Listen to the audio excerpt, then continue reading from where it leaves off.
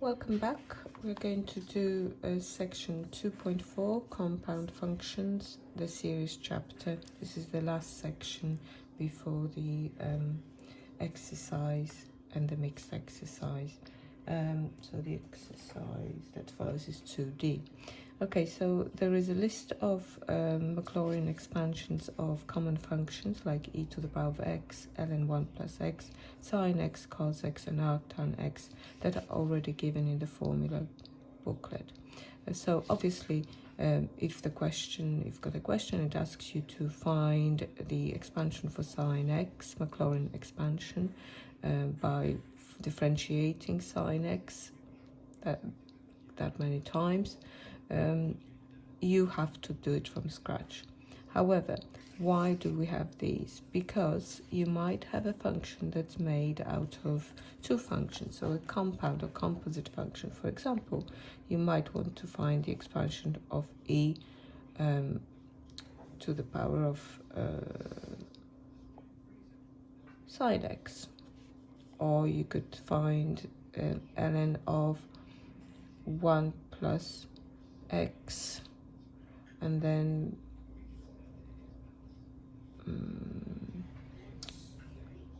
squared. Okay, or you could find cos 3x squared. So something that's got a composite function. Okay, so we're going to do a few examples that deal with those situations. So example 10, we've got to find the first 4 non-zero terms of the series expansion in ascending powers of x, and the function is cos 2x squared. Okay, so here we're going to use our expansion. Cos x is equal to 1 minus x squared over 2 factorial plus x to the power 4 over 4 factorial, and we'll have to go to the fourth one, x to the power of 6 over 6 factorial. So in this case, if you say that our x in this expansion is going to be equal to 2x squared, that's what we're going to do. So instead of x's here, we're just going to substitute 2x squared. So you've got the first one is to the power of 2 over 2 factorial. The third one is to the power of 4 over 4 factorial. The next one is going to be to the power of 6 over 6 factorial.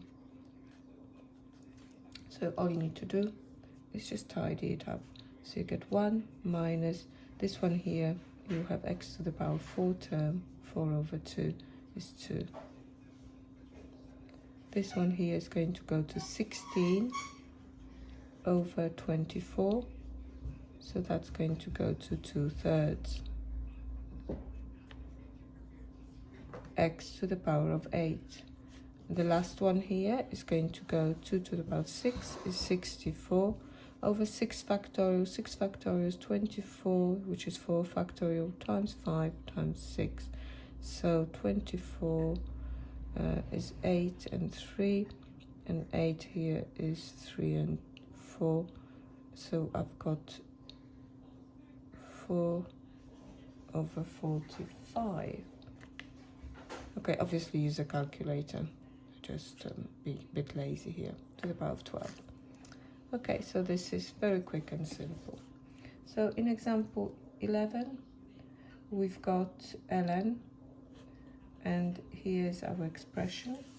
We are going to expand ln 1 plus 2x square rooted over 1 minus 3x. Okay, so we are going to find the first 3 non-zero terms. So we're going to use this expansion, but this is a little bit too complex. There's no ln of 1 plus something. So we've got to use the rules of logs and split these two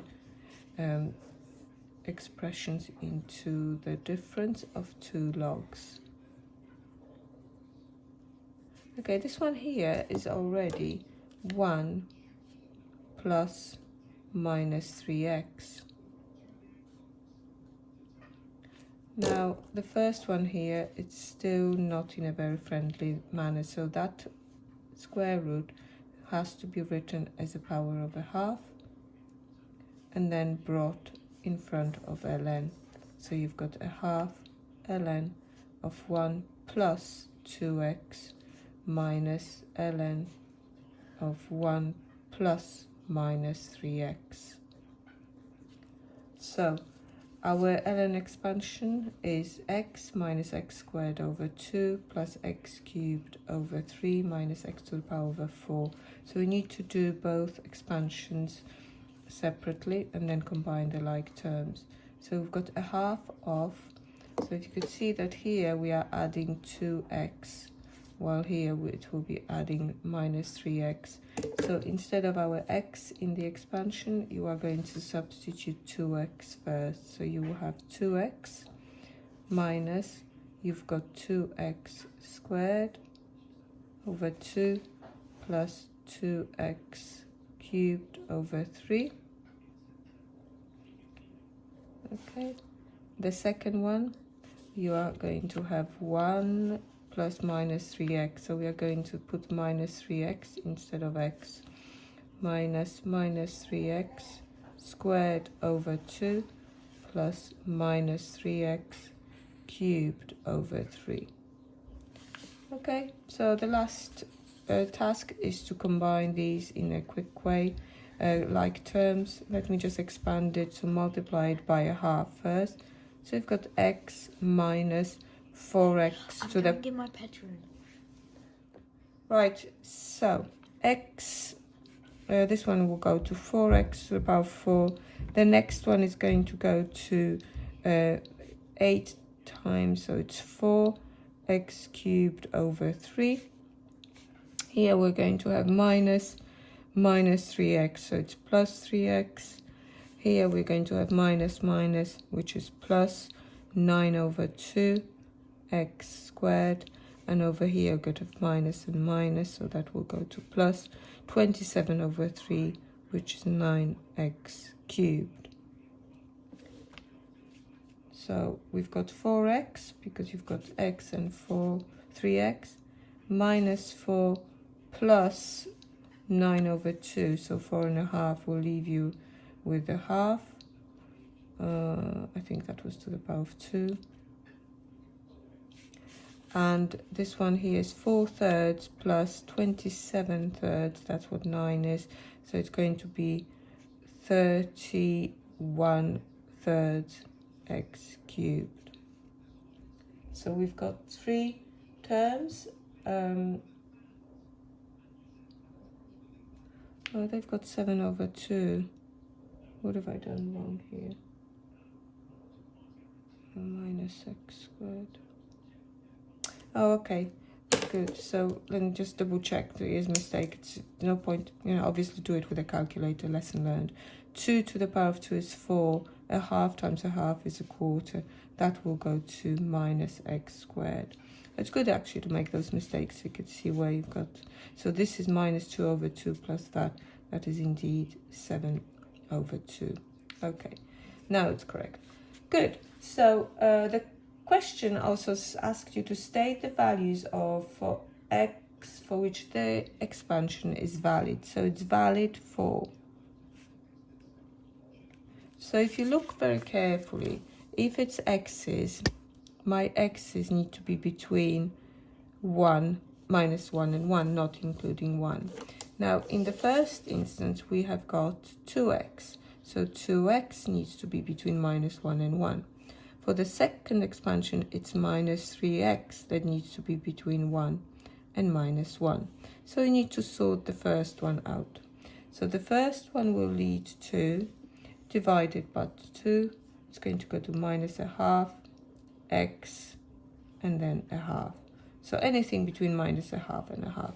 Now this one here, if you don't like dividing by minus 3, then you need to rearrange it and minus 3 and split it into 2 separate inequalities and then combine them. But I'm happy to divide by minus 3, knowing that the signs flip. So divided by minus 3, that will give me a third, is greater than x, and then it's greater than equal to minus 1/3. So rewriting it gives me minus 1/3 x up to 1/3. So you could see you're looking for the overlaps because you want to for the whole expansion to be valid, not only part of it. So you need to find the common ground. So one is between minus 1/2 and 1/2.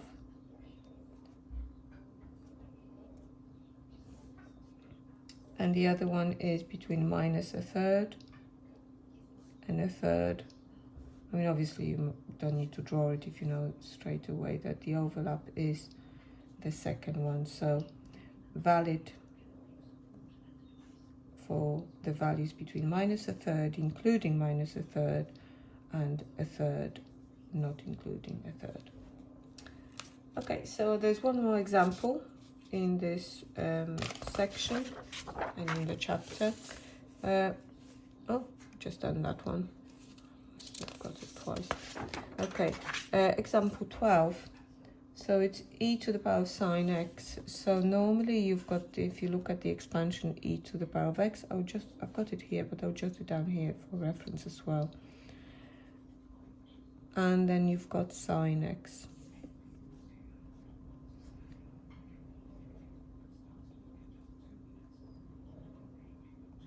Okay, so the mistake here would be to attempt to put sine x into ex and then end up with 1 plus sine x plus x sine squared over 2, etc. Because then you would have to attempt to expand each sine, and there's infinite number of them. It would be a little bit tedious. So what we're going to do, we are going to first of all replace our sine x with our expansion. Now, because we are asked to deal with only, let me just read it, it says we've got to have all the powers but greater than 4, so up to the power 4 can be neglected. Okay, so that was to the power 5, keep making that mistake. Okay, so this one tells me that I don't need this term, so I'm going to use these. I'm going to replace the power with x minus x cubed over 3 factorial.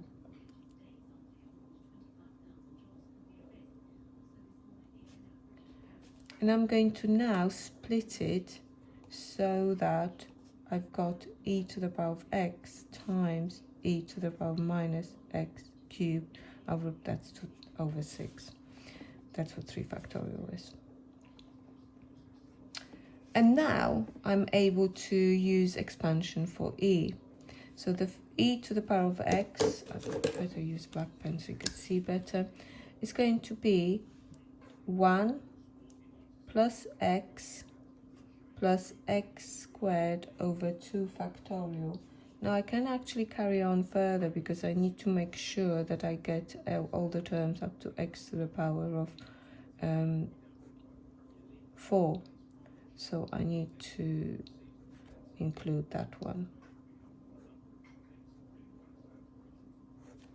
Okay, and then we're going to multiply it by the expansion of this one. I won't need to write as many because each time I'm going to replace my x in this expansion, it will be replaced with x cubed term. So if I have, this one will stay as 1, next one is going to go to minus x cubed over 6, and the one after would have been x squared, so x cubed squared, x to the power of 6. I don't need it. Okay, so just multiply it out. Let's just tidy up these first. Coefficients, so we don't have to deal with the factorial. That's going to be x cubed over 6, and then x to the power of 4 over 24. And we're going to times it by 1 minus x cubed over 6. Okay, so multiply it by 1, so it stays the same.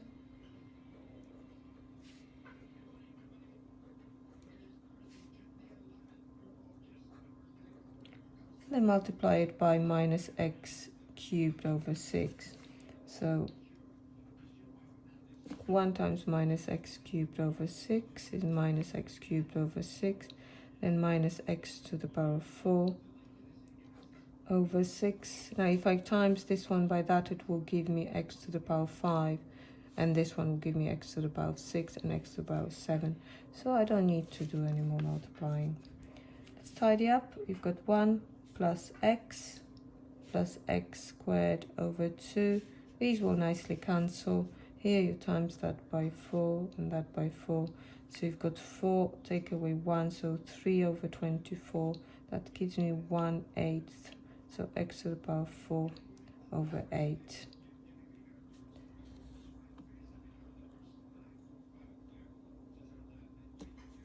Minus.